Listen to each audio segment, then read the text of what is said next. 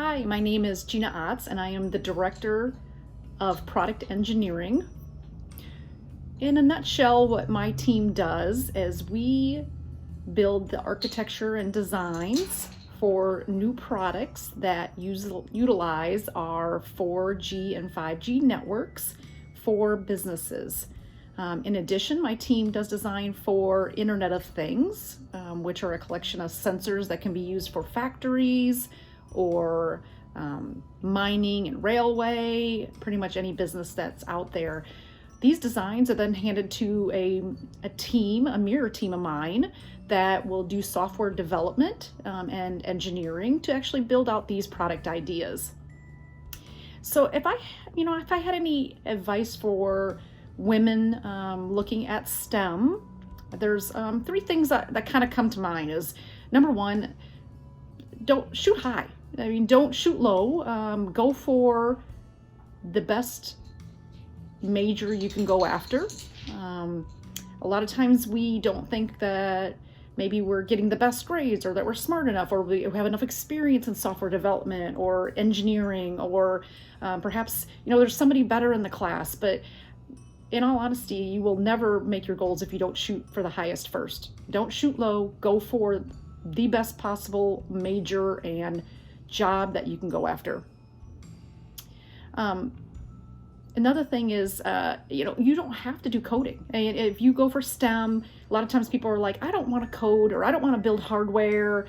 But the market is huge, what you can go into.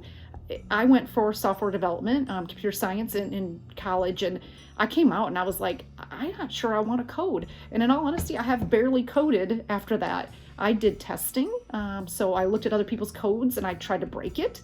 Or now I'm into product innovations and coming up with new ideas.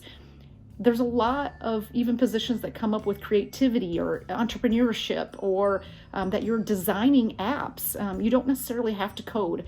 If you're interested in coding, great. But if you're not, STEM is a very, very large market of different types of jobs and careers.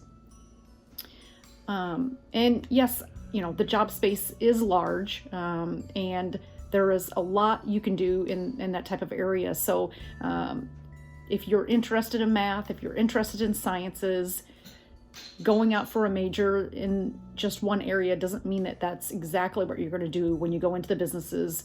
You could do project management, you could do coding, you could do testing, you could do innovation, you can work for a startup, you can work for a large corporation. It's really wide open on what you could do.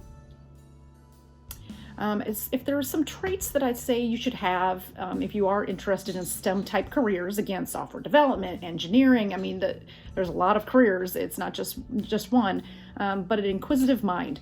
You have to, be interested in taking a look at something and digging down into it and really, if I delivered an app to you as a student, you have to think about how's that user going to use it. You can't just think, I'm going to build it. You have to think, how, if this is for a child or if this is for an elderly person or a teacher, each of those people need a different way to use something, and you have to really question how it's being done and make sure you can contribute to that.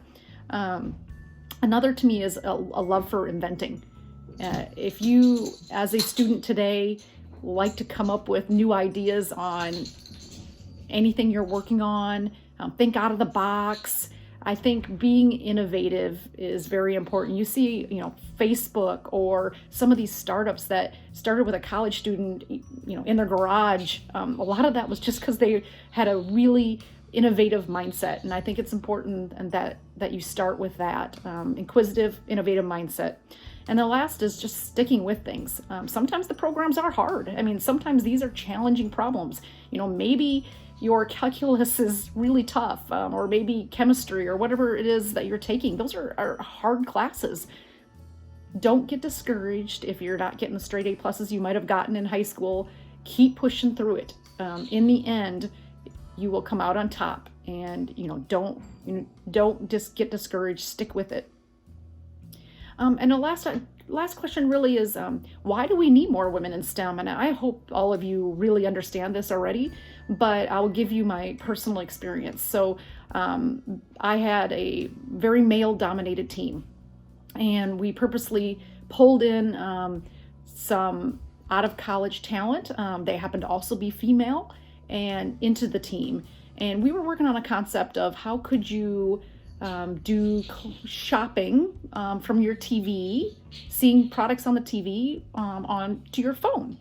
For instance, if you're watching Kim Kardashian and she's got some cool clothes on, could you potentially just have that alerted to your phone and buy it?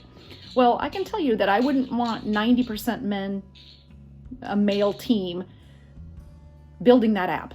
I would like to have a 50-50 team. The population is representative of 50-50, and so should the inputs into that app or whatever else it is you're building. It should be representative of the population out there so that you get the right ideas and you build these products right the first time. So that's my perspective on diversity, is that it should be very reflective of the population itself, because those are the people that are going to be using these products. I hope you all consider STEM, and it's great, getting a chance to talk to you. Bye.